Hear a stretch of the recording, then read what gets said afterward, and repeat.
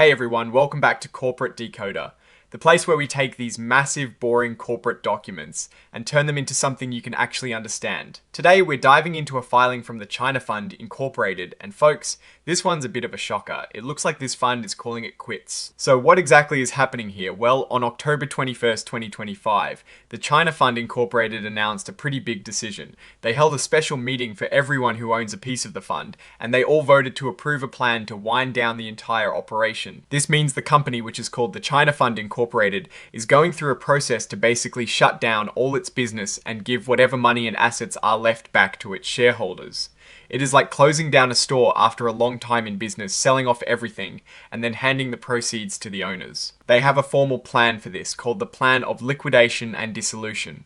This isn't a sudden decision. The board of directors had already approved this plan, and it seems the shareholders have now given it the green light too. What does this mean for the fund's investments? Well, they're going to sell off everything they own.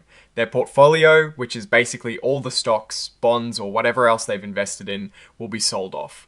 The money from these sales will then be distributed back to the people who own shares in the fund. And here is a super important point. Once they start selling everything off, the fund is pretty much done with its normal operations. It won't be trying to make new investments or stick to its original investment goals. Its only job from now on is to wrap things up, pay off any debts, and distribute what is left. So no more active management. No more trying to grow the fund's value through its usual strategies. Now, you might be wondering what kind of securities this fund had. For those who held its stock, it was registered on the New York Stock Exchange under the ticker symbol CHANIN. This just means its shares were publicly traded and available for anyone to buy or sell on a major stock exchange. All of this information, the announcement of the liquidation, comes to us through a press release dated October 21st, 2025. This is the official way companies communicate major news like this to the public and regulatory bodies. Looking at the bigger picture here, the decision to liquidate and dissolve a fund, like the China Fund Incorporated, is a pretty significant event. It signals the end of its operational life.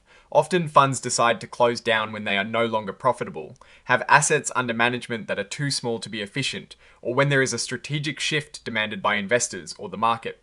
In this case, it seems the shareholders have voted to move on, likely opting to take their capital and invest it elsewhere. It is a complete closure, and for investors, it is the final step in receiving their stake back from the fund.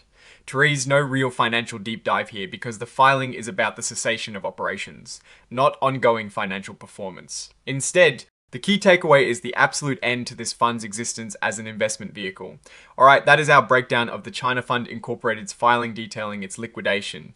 What is your take on this news, and what other companies' filings would you like us to decode? Drop your thoughts in the comments. If this analysis was valuable, hitting that like button really helps. And subscribe for more deep dives. Don't forget to check out the Discord in the description to continue the conversation. Thanks for watching. See you next time.